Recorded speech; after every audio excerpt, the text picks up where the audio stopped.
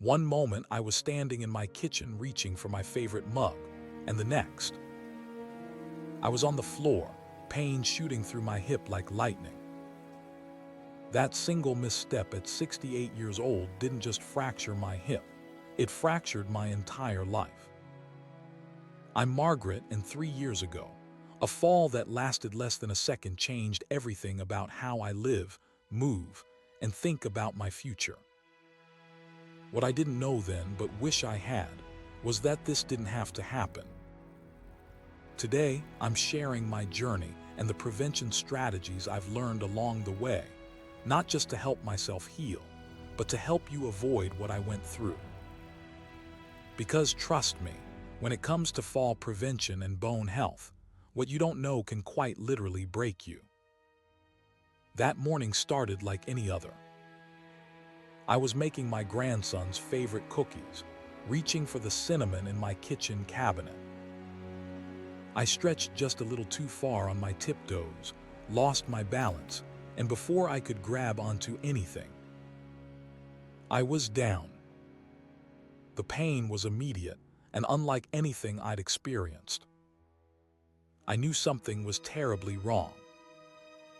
My husband found me minutes later, and the ambulance ride, emergency room, and diagnosis all blur together in my memory. A fractured hip, surgery, zigs, months of recovery, and life as I knew it completely altered. What I didn't realize was how common my story is. Each year, 1 in 4 adults over 65 experiences a fall, and for many, these falls result in serious injuries like mine. Hip fractures alone affect about 300,000 older Americans annually. Behind each of those statistics is a person whose life changed in an instant, just like mine. But here's what makes me share this painful story. I now know my fall wasn't just bad luck. There were warning signs I missed and preventative steps I could have taken. And that's what I want to talk about today. After my surgery, a physical therapist came to my home to help with my recovery. The first thing she did wasn't exercises, it was a home safety assessment. And what an eye-opener that was. She pointed out hazards I'd lived with for decades without a second thought. The small area rug in my kitchen that wasn't secured to the floor. The poor lighting in my hallway. The lack of grab bars in my shower. The extension cords that snaked across my living room to reach distant outlets. These weren't just minor inconveniences, they were accidents waiting to happen. And for me, one of them did. What's most troubling is that 60% of falls happen at home, the very place we should feel safest. And many of these falls are caused by environmental hazards we simply don't notice. The changes we made weren't expensive or complicated. We secured rugs with non-slip pads, installed brighter bulbs and night lights, added grab bars in the bathroom, and rearranged furniture to create wider pathways. My husband even installed a handrail on both sides of our stairs, something I now can't imagine living without. I want you to look around your home with fresh eyes. Those things you've stepped over, reached around, or navigated past for years. They might be the very things that could cause a life-changing fall. Here's something I wish I'd understood years ago. Preventing falls isn't just about avoiding tripping hazards. It's about having the bone strength to withstand a fall if it happens. After my fracture, I learned I had osteoporosis, a condition where bones become weak and brittle. The shocking part, I'd had it for years without knowing. My doctor explained that bone density naturally decreases as we age, especially for women after menopause. I'd lost about 30% of my bone mass by the time I fell. That's why what might have been a bruise in my 40s became a serious fracture in my 60s. The good news, and yes, there is good news, is that bone health can be improved at any age. After my recovery, I made 3 major changes that have significantly improved my bone density. First, I completely overhauled my diet. I now eat calcium-rich foods daily: yogurt, cheese, leafy greens, and fortified cereals. I also take vitamin D supplements, which helps my body absorb that calcium. My doctor helped determine the right dosage for me, which is important because everyone's needs are different. Second, I started weight-bearing exercise. I know I was resistant at first too. The thought of lifting weights at 68 seemed ridiculous. But I started small, walking, then resistance bands, then light hand weights. These activities don't just strengthen muscles, they actually stimulate bone growth. 3 years later, my bone density has improved by 3.5%, a number my doctor called remarkable. Third, I got serious about medication. For some people with osteoporosis, dietary changes and exercise aren't enough. I take a prescribed medication that specifically targets bone loss. It's not right for everyone, but it's been an important part of my recovery. The lesson here is clear: don't wait for a fracture to pay attention to your bone health. Ask your doctor about a bone density test, especially if you're a woman over 65 or have risk factors for osteoporosis. Before my fall, if you'd suggested I take balance training classes, I might have laughed. Balance was something I took for granted until I lost it. During my recovery, I learned that balance isn't just a natural ability. It's a skill that can be improved with practice. And as we age, we need to work at maintaining it. My physical therapist introduced me to simple exercises I could do daily: standing on one foot while holding onto a counter, then gradually reducing my support. Walking heel to toe as if on a tightrope. Gentle yoga poses that strengthen core muscles. What surprised me most was how quickly these exercises made a difference. Within weeks, I felt more stable. Within months, I could navigate uneven sidewalks and stairs with confidence I hadn't felt in years.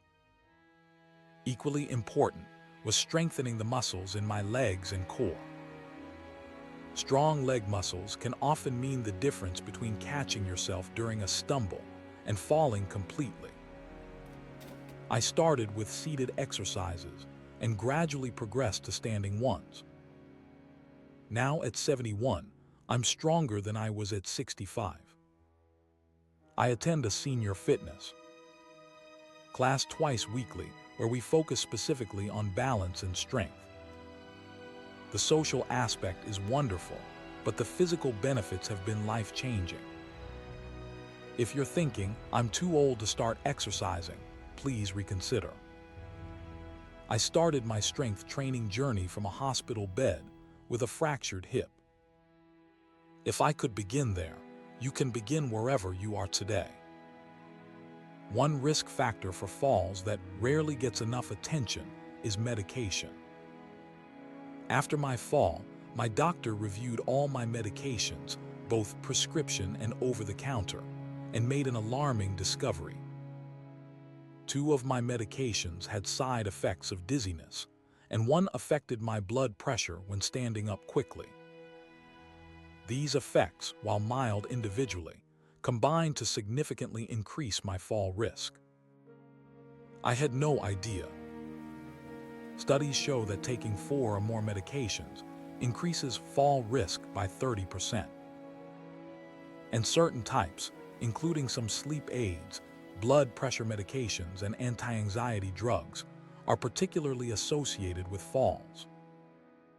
This doesn't mean you should stop taking prescribed medications. But it does mean you should have regular medication reviews with your doctor or pharmacist. We now do this every 6 months, and my doctor has adjusted dosages and timing too. Minimize side effects. I also keep a medication diary to note any dizziness or unsteadiness, which helps my doctor make better decisions about my treatment. And I've learned to be cautious when starting any new medication, even over-the-counter ones. Don't be afraid to ask questions about your medications. Understanding how they affect your balance could prevent a fall that changes everything, just like it did for me. Something few people realize is how closely our senses, particularly vision and hearing, are connected to our fall risk. 2 years before my fall, I noticed I needed more light to read, but I put off getting my eyes checked. After my fracture, I learned that vision problems significantly increase fall risk.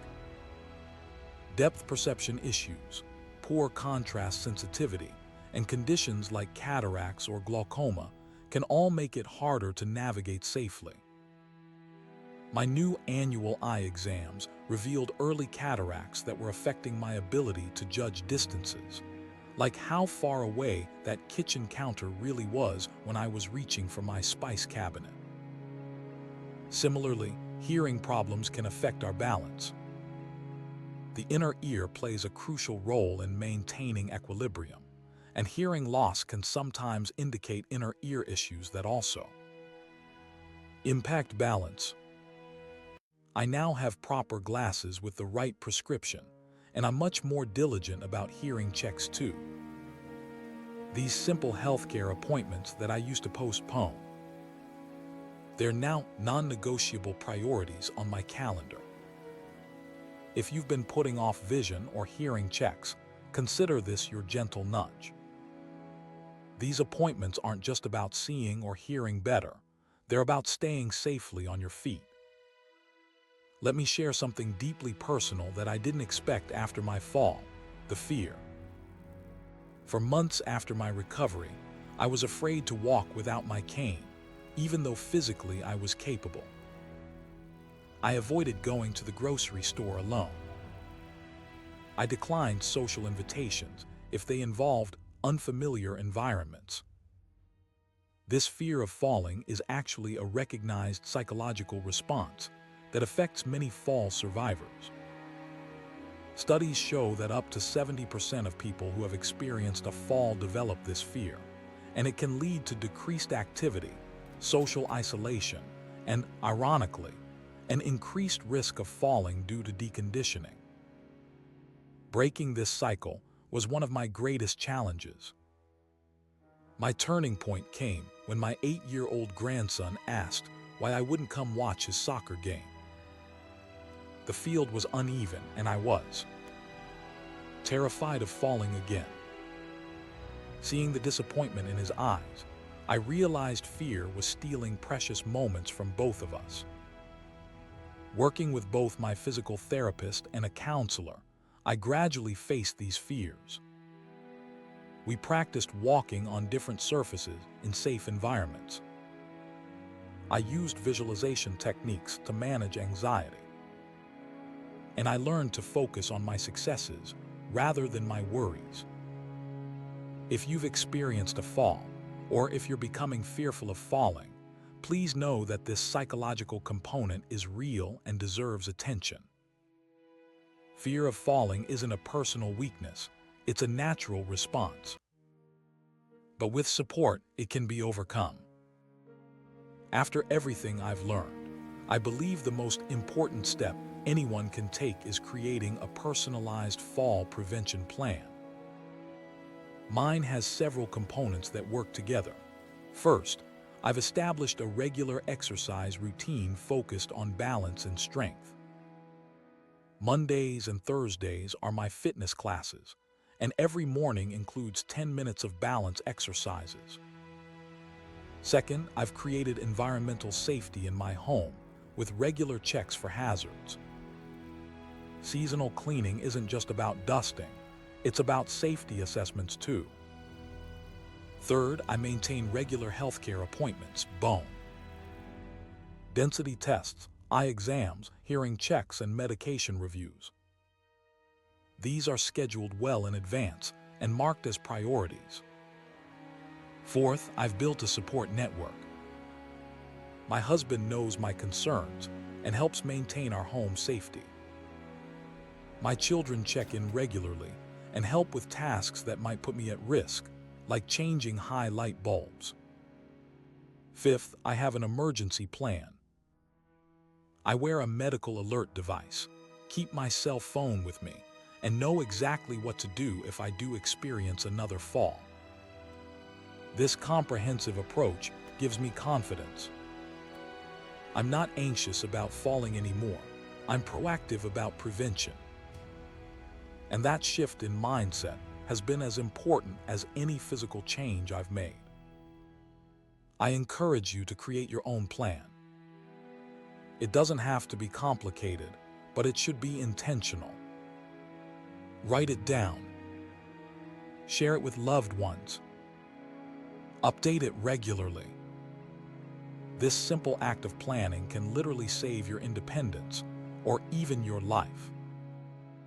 One final lesson I've learned is the importance of being your own advocate in healthcare settings. Before my fall, I was part of that generation that didn't question doctors. I nodded politely and followed instructions without really understanding why. That approach didn't serve me well. I now know. I should have asked for a bone density test years earlier, given my risk factors. I should have discussed fall prevention with my doctor before it became an emergency. Today, I approach medical appointments differently. I bring a list of questions. I ask about the fall risk of new medications. I request specific screening tests related to bone health and fall prevention. And importantly, I follow up on results and recommendations. This isn't about being difficult. It's about being a partner in your own healthcare. Most doctors welcome this engagement, but they're busy and may not think to offer certain screenings unless you ask. So please, don't wait for healthcare providers to bring up fall prevention. Initiate these conversations yourself. Ask specifically about bone density testing, balance assessments, medication reviews, and home safety evaluations. These conversations could prevent the kind of life-altering experience I went through. As I look back on these past 3 years since my fall, I'm filled with mixed emotions. There's sadness for the pain and limitations I experienced. There's frustration that I didn't know then what I know now about prevention. But mostly, there's gratitude that I've recovered enough to share these lessons and hope that my story might help someone else avoid a similar experience. The statistics are clear. 1 in 4 older adults will fall this year. But you don't have to be part of that statistic. By addressing home hazards, strengthening your bones, improving your balance, managing medications carefully, maintaining your sensory health, addressing fears, creating a prevention plan, and advocating for yourself, you can significantly reduce your risk. I still have the scar from my hip surgery. Sometimes it aches when rain is coming. But it also serves as a reminder of how precious our mobility is and how worth protecting. If you take just one thing from my story today, let it be this. Don't wait for a fall to start thinking about prevention. The best time to strengthen your bones, improve your balance, and safeguard your home is now, before a single misstep changes everything. Thank you for listening to my story. I'd love to hear yours, whether you've experienced a fall or are working on prevention. Share in the comments below, and let's continue this important conversation. Because when it comes to fall prevention, we truly are stronger together.